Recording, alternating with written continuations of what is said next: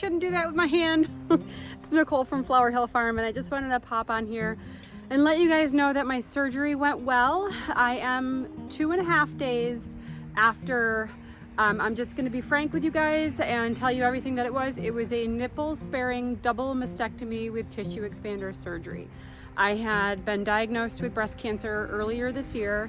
The breast cancer was in my left side, and then I had some suspicious masses on my right side that ended up being pre-cancer. And I also did the genetic testing, and I had 2 genetic variables that were linked to both breast cancer and ovarian cancer and fallopian and cervical cancer. Anyway, so my doctors at Dana-Farber in Boston, we decided that the best course of action for me and my risk was to move forward with a bilateral double mastectomy. I was, because of where my cancer was located, I am a candidate to save my nipples. If that's TMI for you guys, I'm sorry, but that's just the reality of what I am going through. So that was super important to me. I'm very excited and blessed to have that option. So they do some precautions because there is a slight risk with doing that procedure, but they have removed all of the tissue from underneath and make sure that there's no chance of any tissue that could come back as cancer being left.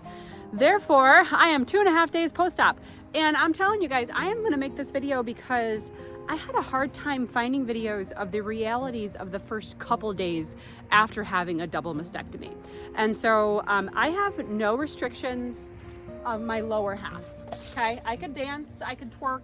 I was dancing earlier. Lower half, super amazing. Upper half, super restricted. And it will be for months, guys, months. But I want to tell you, I feel great. I feel like my surgeons were amazing. My surgery lasted about 5 hours. It was a little bit more intense because of the nipple sparing. They had to work around blood vessels to save so that I had blood vessels for my nipples. And otherwise, all of the tissues removed. My breasts are gone. They're gone. And we have tissue expanders in. So I have a lumpy chest right now, and that's okay. I will be getting saline put into the tissue expanders, and eventually I'll have reconstruction surgery. The type of reconstruction surgery is, we haven't decided on that yet. I've got time for that. There are a lot of options, some safer than others, so eventually I will make those decisions. We have considered the fat transfer, which is using my own tissues to reconstruct my breasts, but we haven't decided on that yet. And I have some time, which takes a little bit of pressure off of me because I'm feeling the pressure now, guys. My daughter graduated high school. We're hosting a party here 1 week from today. I feel good. I was so worried about having it so close to surgery, but so my restrictions are basically my arms are like this. I have drains, which means I have 2 tubes on each side in my armpits, like right here, going down. And this is a surgical gown shirt. I've got the drains here, which means all the fluid from surgery that could be building up in my body has access points to leave my body to lower my risk of infection, etc. So I have 4 drains in. 2 of them are filling up rather quickly. 2 of them barely have anything in it. So I will have the drains in for approximately 2 weeks. And I am told that the drains really are the most difficult and annoying part of this whole process. And I will agree with you 100%. They keep pinching. They're very painful. Otherwise, I'm on 5 different medications. I've got an antibiotic, which I will need to take while the drains are in. I'm on GABA something, which is a nerve blocker. I have a very low dose of Oxy, very low. I've maybe taken 1 or 2 a day. I don't feel that I'm in that much pain to have to take them more often. I'm on a Tylenol dose, and then something that's like a Celebrex. So I have a bunch of medications that I'm taking. It is crazy. And I was just reading the reports from the surgeon, because there's like all of my surgical notes are coming in from my surgeons, and it sounds like that my node mapping failed. So during surgery, they do something called node mapping, where on my left-hand side where the cancer was, where they put drops of methylene blue inside of me, and then they watch the path that it takes so that they know the path that the cancer cells would take to see where it would travel. And then they isolate those lymph nodes and biopsy them, remove them, whatever they feel that they need to do. My node mapping failed and the methylene blue did not travel to my lymph nodes. So I don't really know what that means. Haven't had my post-op yet. That makes me a little bit nervous because that makes me feel like they're going to be more likely to tell me that I need to have radiation or something just to make sure that all the cancer is gone. But I don't know. I won't know. I don't know if I need chemo or radiation at all yet. It will all depend on, I did read in the report, 6 different samples from mostly my left side. I think 6 tissue samples from my left side and 1 from my right are being sent out for pathology. So we will be learning, hopefully at my post-op appointment, what the next course of action is. There's a chance I don't need any radiation or chemo. There's a chance I need both. I'll have no idea. So everything's kind of up in the air still, but I wanted to let you guys know I'm good. I'm good. We are 2.5 days after surgery. The surgery, like I said, there were 12 people in the room and it lasted about 5 hours.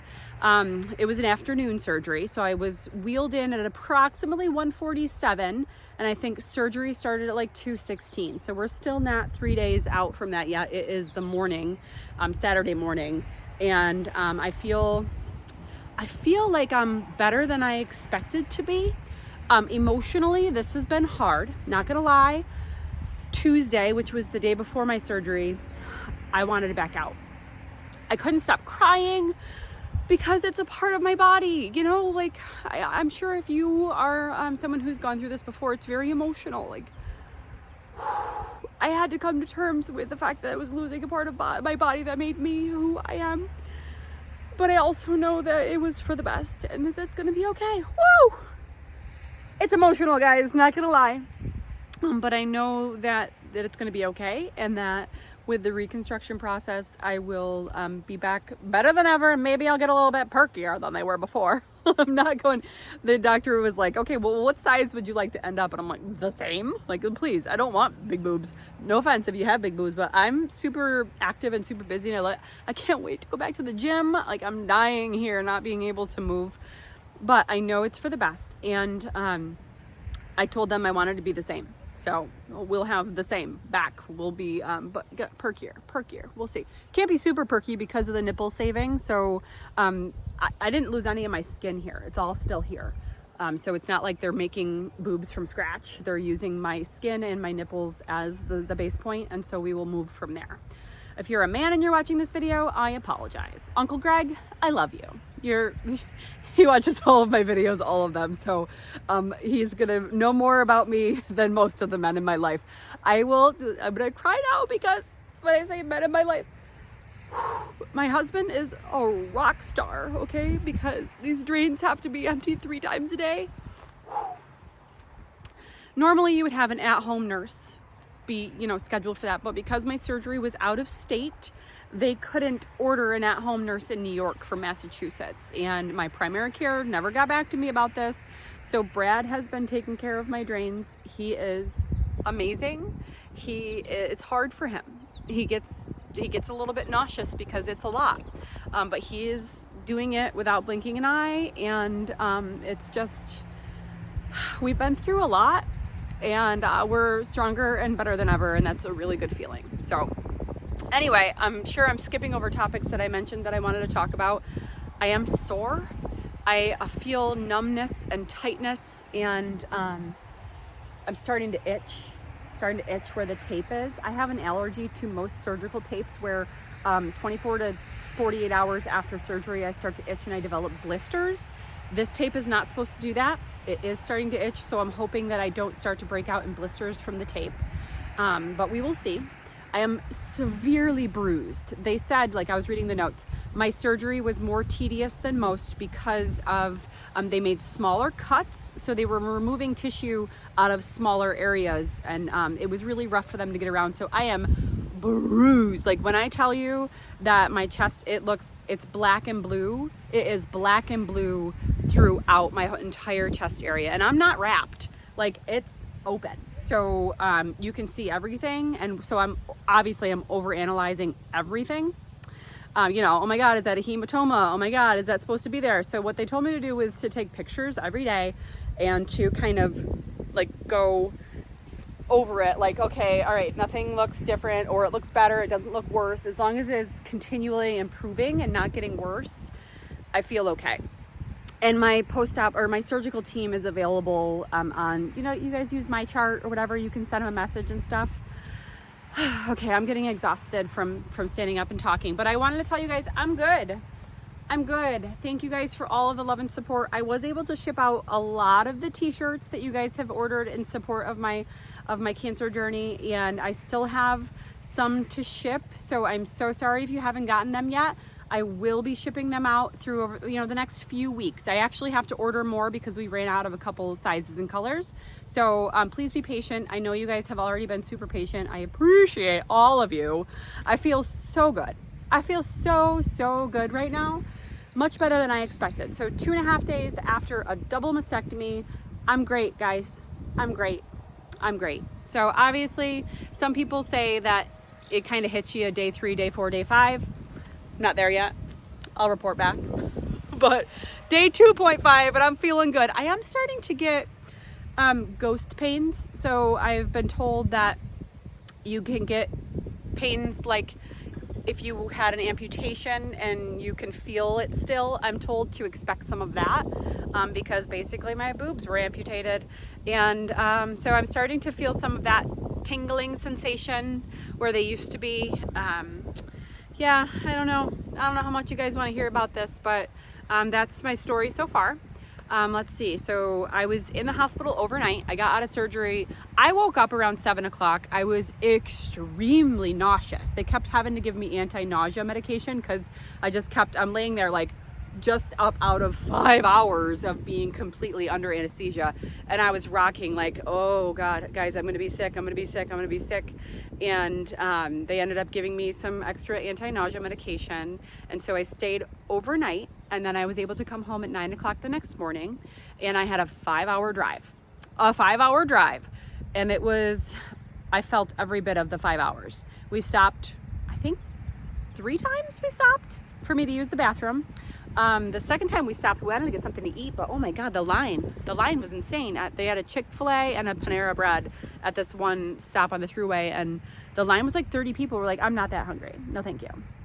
So we ended up stopping at the next one, and then I got some grilled nuggets, whatever. So I'm feeling good. I'm on a really normal diet. There's no restrictions to what I'm eating. I am obviously no alcohol, and I'm not a drinker.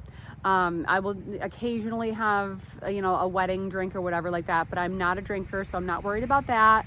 I'm drinking as much water as possible. I'm actually drinking some Gatorades because they're making me feel, I think the electrolytes are really helping me. They actually recommended that at the hospital. I wish there was no dye in the freaking Gatorades, but what are you gonna do? So day 2 yesterday, I was pretty good. Guys, I went to the salon. I scheduled with my hairdresser a hair wash because I'm not allowed to shower for 2 weeks. I can do like belly button down. I can do with a wand. I can shower from the belly button down, but for 2 weeks, I'm not allowed to shower, or I can wash my hair in the kitchen sink, but who the hell wants to do that? So I scheduled a hair wash with my hairdresser. I felt like a human being again immediately. So next week I have 2 of those shampoos scheduled for Tuesday and Friday, the day before Veda's party, just so I can feel like a human again. That was probably the best thing that I've ever done. So if you guys ever have surgeries coming up where you're not allowed to take a shower, I highly recommend making an appointment with your hairdresser a few days after your surgery so that you can feel like a human being again. It was so nice, so good. But anyway, what else? I don't know what else I need to tell you guys. So my family is being amazing, taking care of all the animals. I'm not allowed to like lift anything for a long time. 6 pounds for 6 weeks. Hated it. I hated it. But I am feeling fantastic, and I wanted to give you guys an update. So thank you guys. I guess that's it. I'll try to bring you guys some more post-op videos, and if I get flowers blooming and I'm able to harvest, then we'll do some of that too. So, okay, we'll see you soon. Bye.